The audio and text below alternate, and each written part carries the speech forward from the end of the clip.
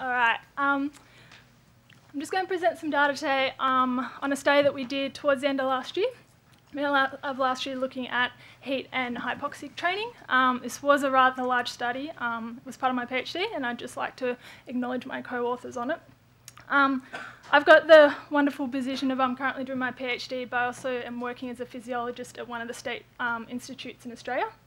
So part of my job is we're trying to accelerate performance through training camps, through any simulated environment to try and accelerate, obviously, physiological adaptations, but also performance adaptations in elite athletes. So for the last day and a half, we've been talking a lot about heat. I'm not going to go over the effects of heat acclimation. We're pretty confident that there has been improved performance, which as Lorenzo showed, in hot and cool environments. But today we're also looking at adding an extra stimulus in terms of hypoxia, in terms of intermittent hypoxic training. So that's hypoxic exposure purely just during exercise. Now, there's been a bit of conflicting evidence in the papers whether actually it improves performance. There is evidence of sort of higher intensity training that it does improve performance, and also that there's been no studies that I'm at least aware of that there's been a decrement in performance. So at least it's neutral, or we get a benefit. Now, whether that's through pH regulation, enhanced O2 utilisation, not exactly entirely sure. So I guess the thought behind this study was, can we use the facilities that we have at my work at NSWIS, which is a simulated environmental chamber, combine heat and hypoxia, and try and enhance physiological adaptations over a training block and ultimately improve performance. Okay. This study also was off the back of a study that was conducted right here in Qatar, in Aspetar, looking at heat and hypoxic training in team sport athletes. So this study looked at elite Australian rule football athletes, not the football that you guys are all used to, the football that I'm used to, where they trained for 90 minutes a day in the heat over a 2-week period. Difference between the two groups was that one group slept at altitude and did some intermittent hypoxic bike sessions, while the other group just lived and trained in normobaric. What they found, which a lot of you in this room was actually involved in the study, so you already know this, but post-camp, both groups showed increases in plasma volume, sodium sweat concentration and performance as measured by the yo-yo. However, there's no difference between groups. What was really interesting was that 4 weeks post, it was the hypoxic group only that continued to show physiological adaptations and also a maintenance in this performance. So, the aim of our current study was to examine performance and physiological adaptations to period interval training in concurrent heat and hypoxia, and then resulting to gain adaptations. So, methods. Had 18 well-trained male cyclists, had a VO2 of just under 62, where they conducted 3 weeks of interval training in a simulated environment. It was a 6-week total training period. During the study, the first 3 weeks was in a simulated environment, the second 3 weeks was in temperate conditions, what I've called here a taper, as we did actually decrease the number of sessions during there, which I'll touch on that later. But we're broken into 2 groups, so heat and hypoxic group. They trained at 32 degrees Celsius at approximately 2,000 metres. And then our control, our temperate group, were just at 20 degrees and approximately 50 metres. So you see the studies aren't at the bottom. They came in, they did an initial power profile to determine VO2 max and also workloads for training. They then underwent a 4-day initial testing block where we conducted hemoglobin mass, which was CO2 rebreathing method. Next, they came back and did a 20k time trial in temperate conditions, so that was 20 degrees. And 50% humidity. They then came back in 24 hours later and did a heat tolerance test, which is just a 30-minute ride at 2 watts per kilo, followed by a 30-minute seated rest. This was for all subjects, no matter which group they are in, and that was at 32 degrees. And then came back 24 hours later to do a 20k in their environment conditions. So that was whatever group they were assigned. So heat and hypoxia did it in that. The temperate group did another temperate time trial. They then conducted 3 weeks of training in experimental conditions, and then we then did testing at post and then testing 3 weeks post. The interval training sessions we did design to try and improve 20k time trial performance. So they were based around about our functional threshold power, or FTP, 5-10 minute efforts, and there was a total of 4 sessions per week. So for the first 3 blocks, there was 12 sessions total. During the second 3-week block, we reduced the number of interval sessions to 7 to try and fresh them up into that last performance time trial. There was one session that we did that was 30-second efforts, which we did not match them for workload, but they were just encouraged to hold their best average effort across all 5 efforts. For statistical analysis, we used magnitude-based inferences. So what did we find? So looking at the first performance time trial, which was in temperate conditions, both groups had exactly the same rate of performance from pre to post, where it was a 2% performance or decrease in time. Okay, you'll see from the graph with the bold line being the mean group average that both groups had, despite their training condition, had very similar rate of improvement. So basically, our training worked. It didn't matter what condition you're in, but the training worked for our temperate conditions. Looking at the environment condition, remembering that one group was in control for temperate conditions, one group was in heat and hypoxia. We once again saw, as a percentage change, an exact same change by 3% from pre to post, following a very similar condition. Obviously, the heat and hypoxic group were slower, exercising in the heat, but relative change that they improved exactly the same time. Interesting though, looking at physiology, looking at our time trials, and just running through this graph, anything towards sort of the left of the graph, heat and hypoxia, is trending towards a difference towards heat and hypoxia. On this side, we're looking towards the trend towards control. What we didn't find was any difference in heart rate in any of the environment time trials. However, at the temperate time trial post and also 3 weeks post, there was a likely lower heart rate in the heat and hypoxic group, in temperature but not in environmental. Reason for this most likely is related to the blood measures that we took of our CO2 rebreathing.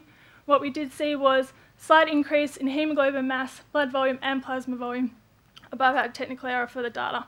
So this is really quite interesting, particularly to see the increase in hemoglobin mass and blood volume, plasma volume, which is probably explaining a little bit of the reduced heart rate as well. But the top 3 graphs you'll see are the heat and hypoxia group. You'll see all but one subject improve from pre to post in that first initial 3-week training study, and then sort of maintain through to the 3-week post, where our control group, which are 3 lines on the bottom, really didn't have any of a change. Slight increase as they freshened up in the taper period, but it's still within our error range. Blood measures, same again. This time I realised I flipped it. So trending towards heat and hypoxia is on this side compared to control, but what we did see was a likely greater increase hemoglobin mass, blood volume, and then there was a possibly greater increase in plasma volume as well during the acclimatisation phase. And lastly, just quickly looking at our heat tolerance measures, we did take a lot more measures, but these are sort of the 3 here that I've shown for looking at average core temp, skin temp, and average heart rate. From pre to post, there was a decrease in these variables in the heat and hypoxic group, but not in the control, which is illustrated by the black. But by the time we got to 3 weeks post, there was no difference between the 2 groups. So in conclusion, intermittent heat and hypoxic training has no additional performance benefits than training alone. But however, despite these greater physiological adaptations or indications of adaptations in heat and hypoxic group, we didn't get performance changes at all. So really, it doesn't matter what condition you're training in. Physiologically, we might have changes, but in terms of performance, which when I have to talk to my coaches and athletes, that's what they ultimately almost care about sometimes, is we didn't have a greater change. Practical applications, heat and hypoxia in intermittent hypoxic training may increase physiological adaptations, but we still need to confirm time course. So we saw a lot of changes post, but by the time we got to 3 weeks post, some of those changes had gone. So we really need to almost look more at that 3-week post period, immediately post, to see whether where those adaptations are decreasing back. Physiological adaptations appear to be related by heat, seen by increases in plasma volume, and our core temperature, skin temperature changes. And finally, performance isn't difficult to improve in trained athletes. We didn't have a big performance improvement. We obviously did see the differences in performances between groups. But as a reality, I guess when we're dealing with trained athletes, when I deal with on a daily basis, a 2% performance improvement often is the difference between a gold medal and not making a final at Olympics. So a big thank you for participants, Professor Erin, Rob Duffield and Katie Slater, my supervisors, and Aspetar for having me here.